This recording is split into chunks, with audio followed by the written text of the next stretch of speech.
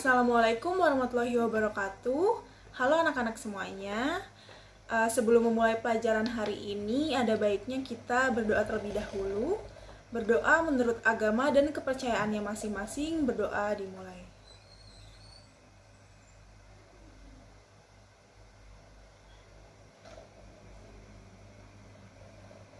Baik, berdoa selesai. Hari ini apakah ada yang tidak hadir? Coba dilihat dulu teman sebangkunya apakah lengkap atau tidak. Indro nggak hadir, Bu. Sakit. Oke, Indro nggak hadir ya, sakit. Cuma Indro aja yang nggak hadir. Iya, Bu. Indro aja. Oke, hari ini kita akan mempelajari tentang K3LH atau kesehatan, keselamatan kerja dan lingkungan hidup di proyek konstruksi bangunan, beserta macam-macam alat pelindung dirinya. Oke, sebelum itu ada yang pernah dengar nggak sih tentang K3 atau K3LH ini? Program keselamatan kerja. Oke, betul. Ada lagi?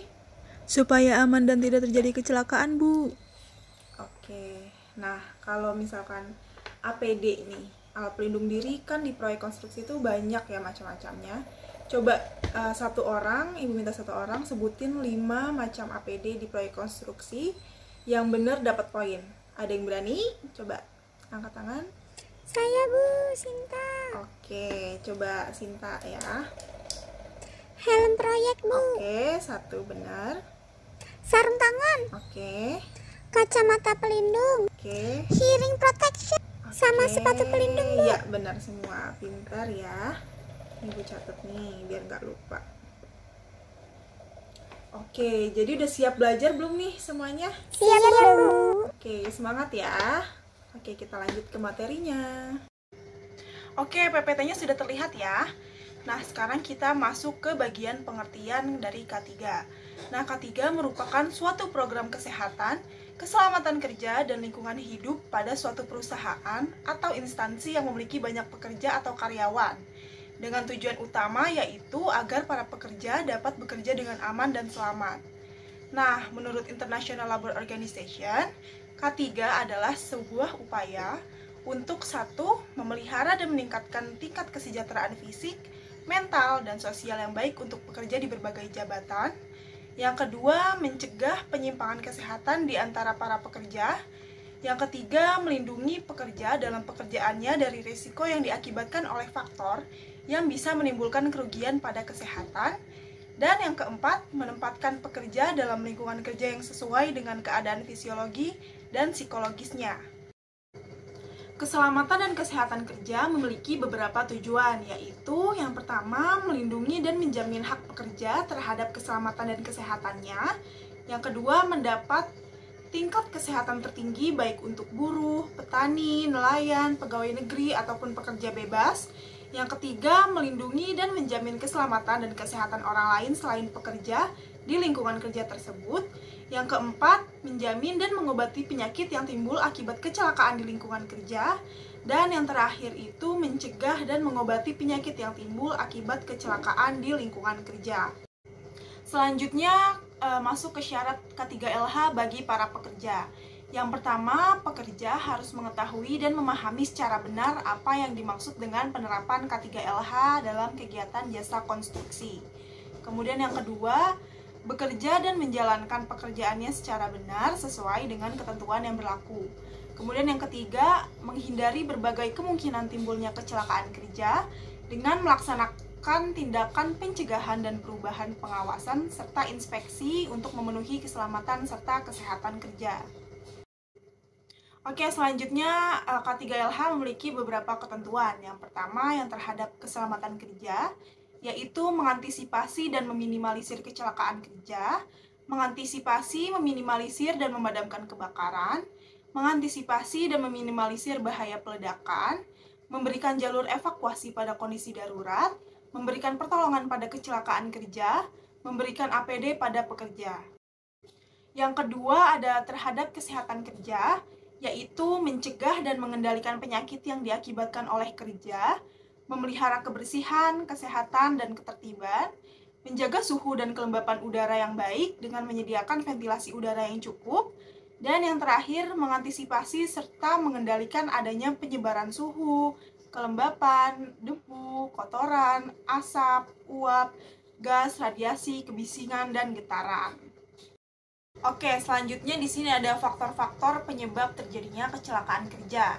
Yang pertama dikarenakan faktor manusia, seperti minimnya pengetahuan pekerja dalam menguasai bidang kerja, karakter serta sifat pekerja, dan lain-lain. Kemudian yang kedua ada faktor material, seperti risiko ledakan, kebakaran, dan trauma paparan tak terduga untuk zat yang sangat beracun seperti asam.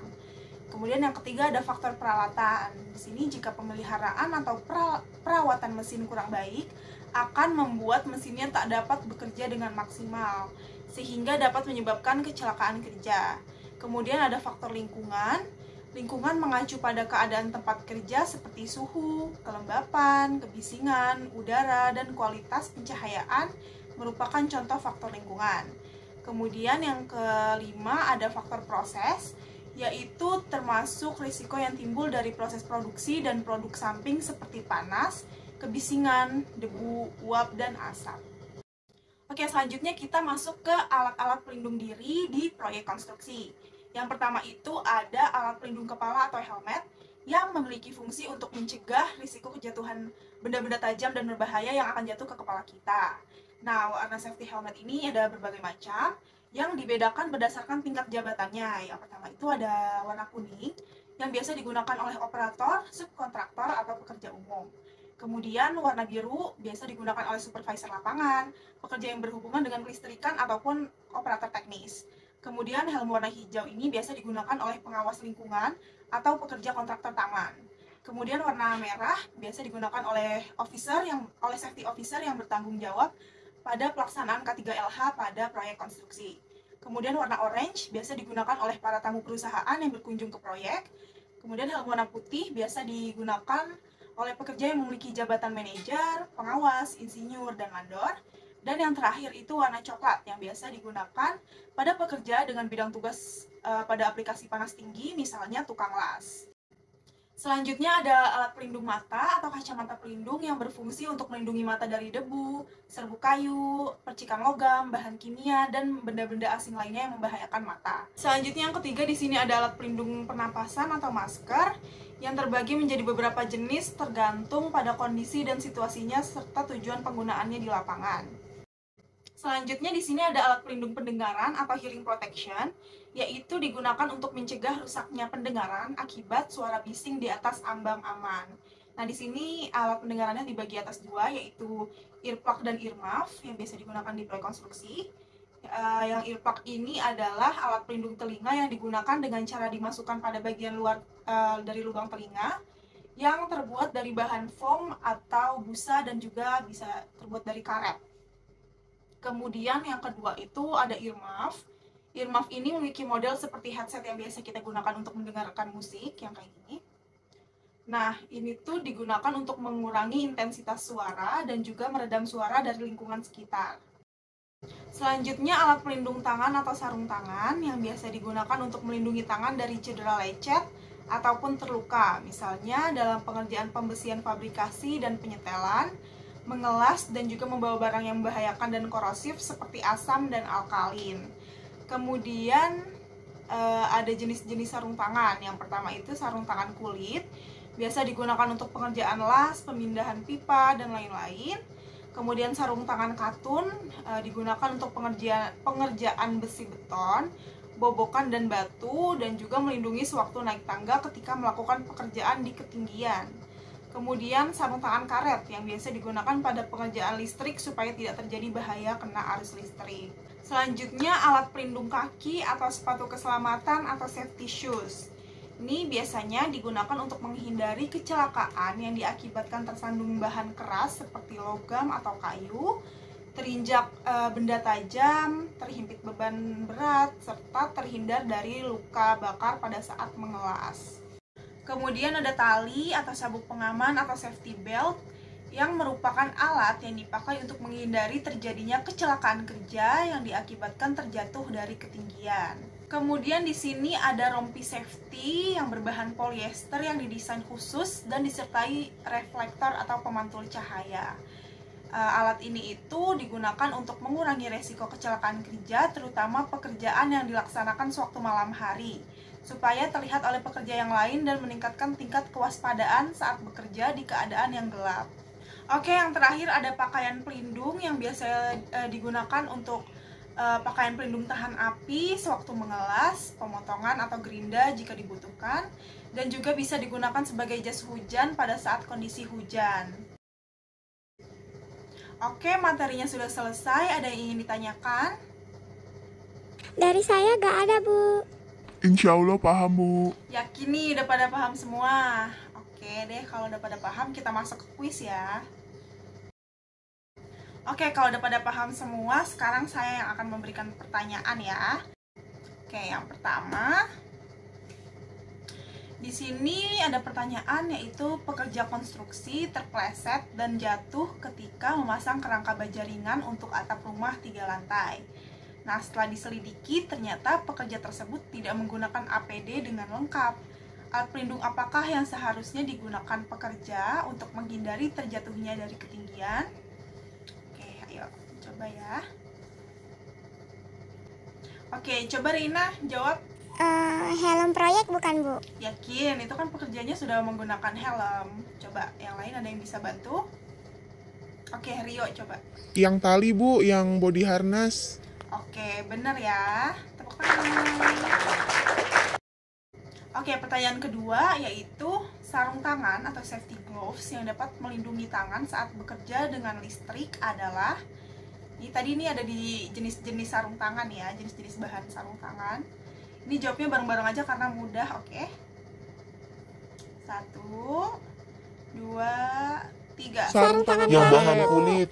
Oke, masih ada yang salah. Gak apa-apa, kita lanjut ke pertanyaan ketiga. Ketiga, pekerja yang heterogen dengan tingkat skill dan pengetahuan yang berbeda serta kesadaran tentang keselamatan kerja yang rendah merupakan beberapa penyebab terjadinya kecelakaan di bidang konstruksi yang berasal dari faktor apa nih? Tadi udah dibahas nih faktor-faktor yang menyebabkan terjadinya kecelakaan kerja. Oke, 1, 2, 3. Faktor manusia. Oke, benar semua ya. Oke, pembelajaran hari ini sudah selesai. Ada yang bisa memberikan kesimpulan mengenai K3LH? Oke, coba Anton. Jadi K3LH merupakan program kesehatan, keselamatan kerja dan lingkungan hidup yang wajib diterapkan oleh seluruh pekerja di suatu perusahaan dan juga ada dilengkapi dengan APD-APD-nya, Bu. Oke, pintar sekali ya. Beri aplaus untuk Anton. Oke, pembelajaran kita hari ini telah selesai. Terima kasih telah mengikuti pembelajaran hari ini dengan semangat dan semoga kalian paham dengan materi yang telah saya berikan. Penugasannya akan saya kirimkan di Google Classroom, yang deadline-nya akan saya jatuhkan di minggu depan, jadi kalian memiliki waktu untuk mengerjakannya. Jadi terima kasih untuk hari ini. Wassalamualaikum warahmatullahi wabarakatuh.